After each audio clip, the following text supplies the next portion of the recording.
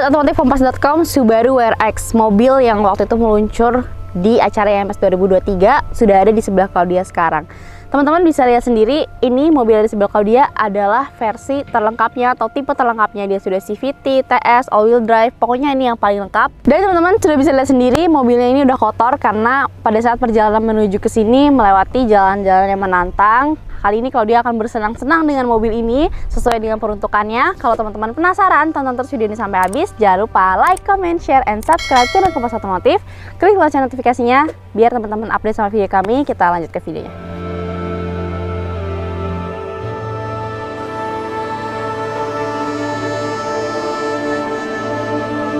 Subaru WRX adalah sedan sport all-wheel drive yang pada awalnya bernama Impreza dan dibuat untuk kejuaraan rally dunia.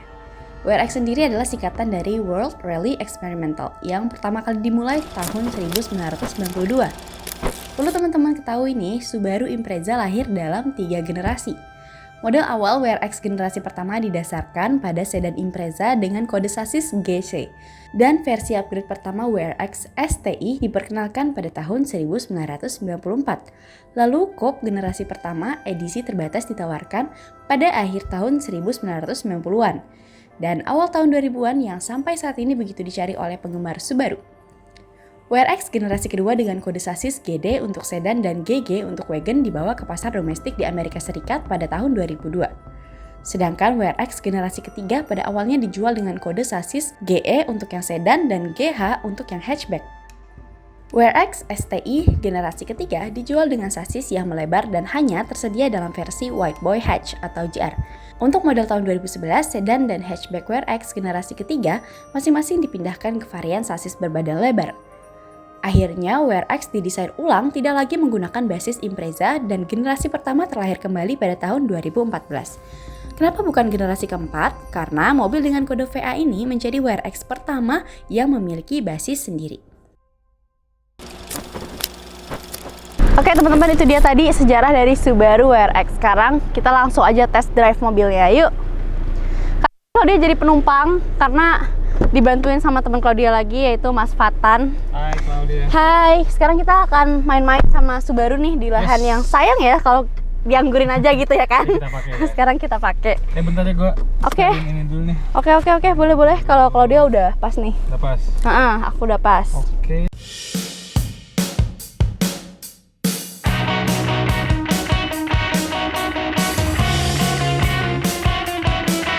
Balapan enggak? Kita mau cobain. Kita menggarap lahan ini. Enggak juga. Kita mau test drive. Udah langsung aja. Okay. Ayo, kita nih kan ini lahannya agak ekstrim ya. Jalannya nggak rata. Jalannya nggak rata. Yes. Ya betul, jalannya nggak rata. Kalau menurut Mas Fatan gimana nih tentang suspensi mobil ini? Mungkin bisa dibandingkan juga kalau pada saat di jalan di aspal. Jadi standarnya itu dia punya 4 mode kan. Kalau jalannya kayak gini sih, gue lebih milih ke mode normal. Oh, pakai modenya normal Yes. ini, oke. Soalnya ya dia suspensinya normal, steeringnya normal, mesinnya juga nggak terlalu yang powerful karena kan jalannya juga nggak begitu bagus. Halus ya. Kalau sport sama sport terus sih lebih enak ketika di jalanannya rata. Di jalan aspal berarti cocok ya pakai yang sport atau yang sport plus ya? Lebih itu kerasa banget. Apalagi ketika udah sport tuh mesinnya terdebain deh di jalannya rata. Baiklah, agak-agak penasaran juga sih sebenarnya. Penasaran nggak? Iya. Tapi kalau ya di sport plus nih aku penasaran.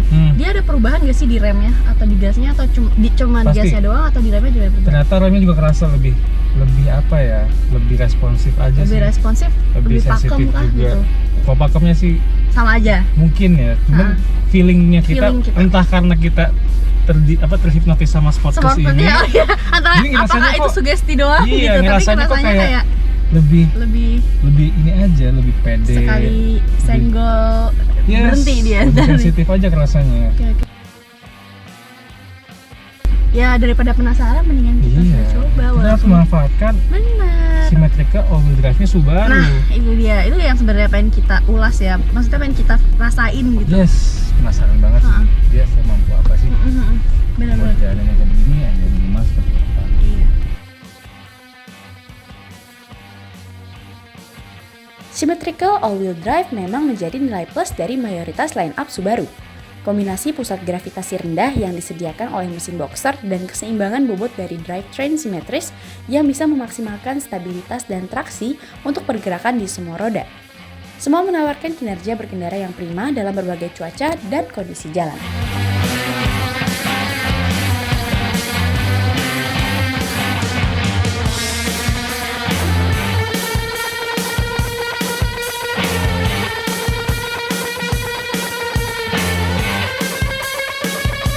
Nah, ada aspal tuh Mas. Gimana kalau kita sekalian coba aja nih? Masih pakai mode normal Masih aja pakai ya. mode Kita normal. coba di aspal. Ya, ini kita Sekalian, mulai beralih ke jalan aspal. Karena kita sekalian istilahnya Uji, ya. ngerasain juga gimana rasanya jalan di aspal, karena ini juga udah all wheel drive dan mesinnya juga Yes. masih pakai mesin legendarisnya si Subaru ya. Benar, boxer 2400 cc. Iya. Ini sih emang no effort banget ya. Iya. Kecuali ini jalannya jelek sini. Iya. Ini kita setengah-setengah nih ya. Tapi lumayan sih, kita jadi bisa dapat feel jalan aspal, terus Suspensinya dapat jalan jelek juga, jalan aspal lagi. Itu untuk merasakan emang si mobil ini tuh Gas. no effort. Ya, nggak butuh banyak effort kok. Iya, untuk kita dapat si kickdownnya itu Yes. nggak pakai effort ya. Tenaganya juga enak. CVT-nya juga enak sih sebenarnya ini. Emang Jadi dia khas kayak mobil performance tapi tetap bisa dipakai hari-hari. banget. Bener, gua banget lagi. Bener banget jadi banget. Banget. Bener banget, bro. Bener Iya. banget. Emang ini dimana kita butuhnya pengen nyantai, enak. Bisa Tapi ketika gitu ya. Betul, bisa ketika kita pengen performance-nya juga dia siap deliver dengan baik. 275 PS.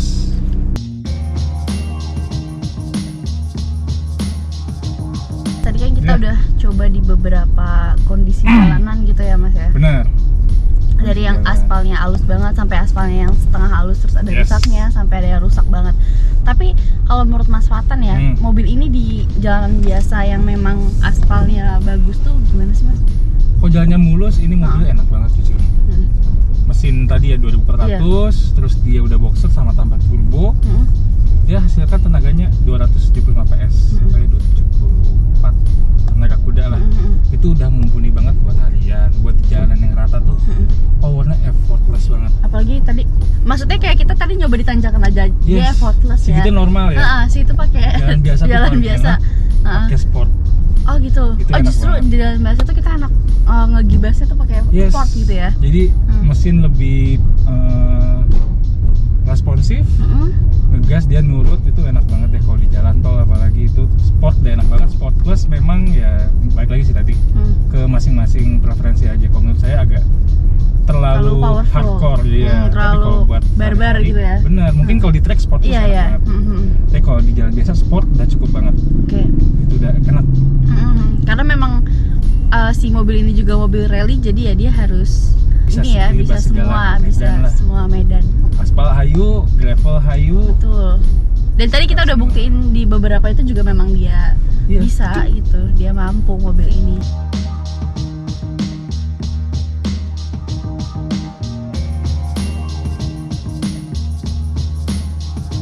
Sekarang kita sudah masuk di jalan tol nih ya Mas ya. Yes. Sekarang waktunya kita merasakan mode-mode berkendara lainnya di Betul. jalan tol, karena memang tadi kita sempat mention juga ya kalau mode yang lain tuh ada beberapa yang memang enak digunakan kalau lagi di jalan tol atau jalanan biasa. Bener banget. Kalau gue sih ngerasa kalau jalan tol gini yang paling enak ganti modenya sport. Jadi dia lebih responsif. Oh iya. Ya. Iya. Wah, oke. Tapi kerasa nggak sih banting asistensinya jadi agak lebih stiff gitu? Iya. lebih kaku? Iya. Kerasa. Kerasa ya. Iya, dan ini mode berkendaranya juga kita bisa adjust tergantung Bisa. kemauan kita gitu ya. Itu ada teman-teman. satu lagi individual. Jadi itu bukan yang sport tapi Iya. kita pilih yang individual. Yang ini juga bisa nih. Ini Ya, bisa. Oh iya. Nah, kalau individual baru kita bisa nyetel tuh. Kita individualnya ibaratnya custom ya. Yes. Ibaratnya custom. Ini misalkan kalau gue sih milih individualnya kayak gini, mesinnya power unitnya di sport, tapi steering sama suspensinya Tetap di comfort. Jadi kalau di dalam kota tuh mesinnya tetap responsif, tapi handlingnya dia atau handlingnya ininya tetap setirnya lebih enak, atau suspensinya jadi lebih meredam guncangan kayak gitu sih. Ini terus kemudian di spion ini tuh ada Oh, punya iya. nyala. Itu apa tuh? Itu tuh lebih ke ini ya, blind spot monitoring. Oh, blind spot monitoring. Yes. Ketika ya ada mobil yang ada di sisi kanan atau kiri kita, dia masuk ke blind spot kita, dia ngasih tahu. Kalau misalkan dia nyala terus kita lampu sen, dia bakal ke situ.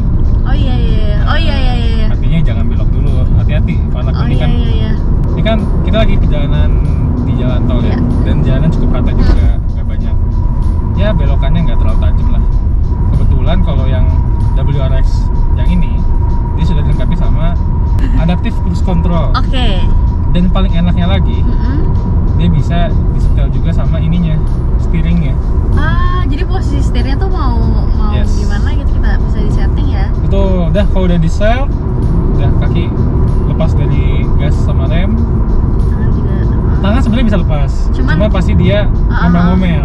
Iya, dia pasti ngomel-ngomel. Yeah, keep hand on the steering wheel. Oke, baik. Tapi gitu kan ya. ini yang baru gua temuin juga di mobil sekelasnya ya. Dia ada driver monitoring system. Kalau itu apa tuh? Dia tuh ngelihat perilaku driver. Jadi kalau misalkan kita lagi tidak berkonsentrasi atau kita lagi meleng gitu. Yes, dia ngasih tahu, stay alert gitu. Misalkan saya kayak gini nih, kita kayak ngobrol aja gitu atas sambil lihat kayak gini, kan kayak gini atau lihat spion. Lalu tiba-tiba dia muncul warning untuk eyes on the road. Artinya mata lu jangan kemana-mana.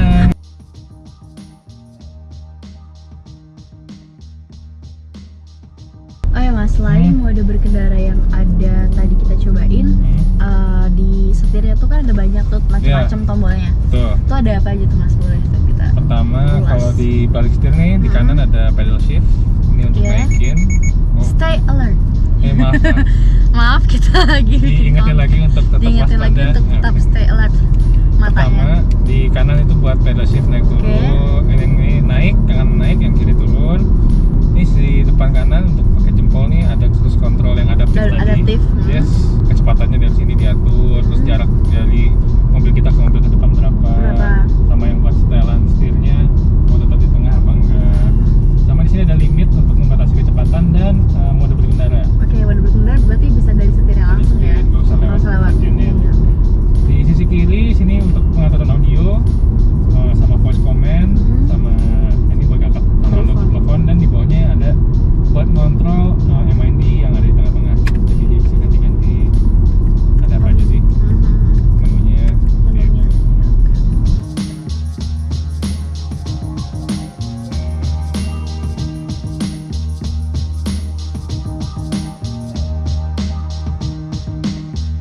Oke, jadi tadi setelah nyobain Subaru WRX ini bakalan sama Fatan kalau dia bisa menyimpulkan beberapa kesimpulan. Ya ada plus minusnya juga. Nanti kalau dia bakalan cerita juga tentang konsumsi bahan bakarnya. Kalau untuk plusnya, mobil ini enak, handlingnya cukup oke. Kemudian untuk dipakai harian juga dia enak karena mode berkendaranya sudah lengkap atau ada banyak. Jadi bisa dipakai untuk performance dan dipakai untuk berkendara harian. Kemudian untuk CVT-nya, kalau dipakai ke mode yang manual, dia juga rasanya seperti kayak bawa mobil manual beneran. Jadi itu juga salah satu poin plusnya. Kemudian selanjutnya ada fitur keamanan namanya Subaru EyeSight. Jadi kalau misalkan kita lagi meleng, itu sama mobilnya diingetin nggak boleh meleng gitu. Jadi itu cukup membantu banget karena banyak yang suka pengendara tuh kurang konsentrasi pada saat menyetir. Untuk minusnya, mobil ini mungkin nggak ada mode untuk suara gaharnya, jadi mobil ini kurang berisik lah ya untuk mobil performance. Kemudian untuk tenaganya, mungkin mobil ini sebenarnya sih itu jatuhnya bukan minus ya, cuman ini ya menjadi informasi aja buat teman-teman. Jadi kalau misalkan dibandingkan dengan rivalnya atau mobil sekelasnya, mobil ini tuh yang memiliki tenaga yang paling rendah di antara yang lainnya. Jadi di mobil performance lainnya itu tenaganya udah mencapai sekitar 300 tenaga kuda ke atas, tapi yang ini masih di bawahnya. Kalau yang mobil ini di angka sekitar 271 tenaga kuda. Kemudian untuk konsumsi bahan bakarnya, jadi mobil ini dapat di angka 1:9. Sebenarnya itu memang kalau dihitung-hitung ya termasuk boros, cuman balik lagi ini mobil performance dan pastinya kalau kalian pakai mobil ini kalian nggak tahan untuk main ngebut atau mau gaspol. Nah itu mungkin jadi salah satu faktornya. Cuman kalau misalkan yang udah punya mobil ini pastinya nggak mungkin mikirin lagi yang namanya konsumsi bahan bakar ya. Jadi itu hanya informasi tambahan aja buat teman-teman semua. Kemudian untuk overall dari kesimpulan mobil ini ya, mobil WRX ini atau WRX Subaru ini lebih praktikal atau lebih praktis dibandingkan yang generasi-generasi sebelumnya. Jadi mobil ini dipakai mobil performance juga hayu, dipakai main tanah-tanahan juga oke, dipakai berkendara harian juga dia mau, dia bisa, dia enak gitu. Jadi overall ya tadi plus minusnya juga ada beberapa. Oke, mungkin segitu dulu aja untuk video kali ini. Semoga videonya menyenangkan, teman-teman suka sama videonya juga informatif. Jangan lupa sebelum Claudia pamit, teman-teman like, comment, share, and subscribe dulu channel Kompas Otomotif. Klik lonceng notifikasinya supaya tetap update sama video kami. Kita ketemu lagi di video selanjutnya. Bye!